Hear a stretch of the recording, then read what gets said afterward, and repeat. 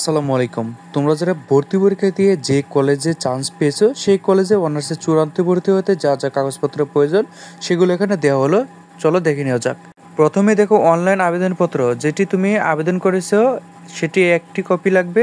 ধরো তুমি application form পূরণ করেছো, সেই ফর্মটাই তোমার একটি কপি ফটোকপি লাগবে। তারপর দ্বিতীয় নম্বরে এসএসসি পরীক্ষার অ্যাডমিট কার্ড ও রেজিস্ট্রেশন কার্ডের ফটোকপি একটি লাগবে।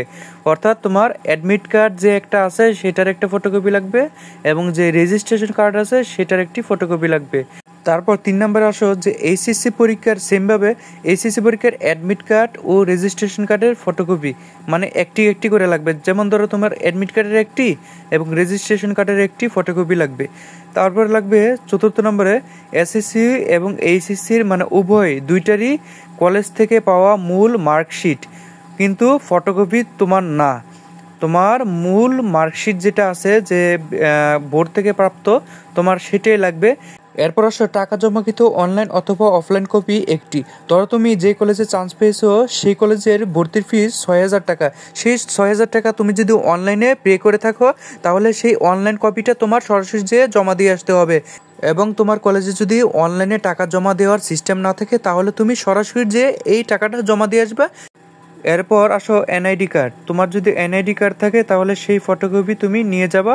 আর যদি না থাকে তোমার যে জন্ম নিবন্ধনের আছে সেই জন্ম নিবন্ধনের একটি ফটোকপি তুমি নিয়ে যাবা। ইংলিশ আর বাংলা উভয়ই তুমি নিয়ে যেও একটি। তারপরে দেখো তোমার পাসপোর্ট সাইজের ছবি।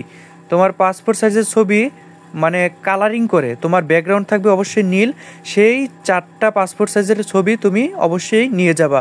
এরপর আসো যে এসএসসি এবং এইচএসসির বোর্ড কর্তৃক প্রশংসাপত্র। যে বোর্ড থেকে যেই প্রশংসাপত্র তোমাকে দিবে এসএসসি এবং এইচএসসির, সেই প্রশংসাপত্র তুমি নিয়ে যাবে এবং অবশ্যই এটা কপি করা যাবে না। এটা ফটোকপি তুমি অবশ্যই নিবা না। তোমার সরাসরি যেটা আছে তুমি সেটাই নিয়ে যাবা। এর পরবর্তীতে আরেকটি জিনিস নিয়ে গেলে ভালো হয়, সেটি হচ্ছে পিতামাতার এনআইডি কার্ড মানে পরিচয়পত্রের একটি করে ফটোকপি তুমি নিয়ে যাবা। এই সকল কাগজপত্র তোমরা অবশ্যই সংগ্রহ করবা। সংগ্রহ করে কলেজে জমা দিয়ে চূড়ান্ত ভর্তি হয়ে আসবা। আশা করি তোমাদের প্রত্যেকটি বিষয়ে খুব ক্লিয়ারভাবে বোঝাতে পেরেছি এবং পরবর্তীতে তোমার যদি কোনো ধরনের এই সম্পর্কে কোয়েশ্চেন থাকে তুমি অবশ্যই কমেন্ট বক্সে জানিয়ে দাও, আমি সরাসরি রিপ্লাইটা দিয়ে দিব। এবং পরবর্তীতে এরকম আরও নতুন নতুন আপডেট পেতে এবং জাতীয় বিশ্ববিদ্যালয়ের নতুন নতুন আপডেট পেতে এখনই এই চ্যানেলটিকে সাবস্ক্রাইব করে রাখো এবং একটি লাইক করে রাখো, কারণ পরবর্তী নোটিফিকেশনটি এই চ্যানেল থেকে সরাসরি প্রচার করা হবে।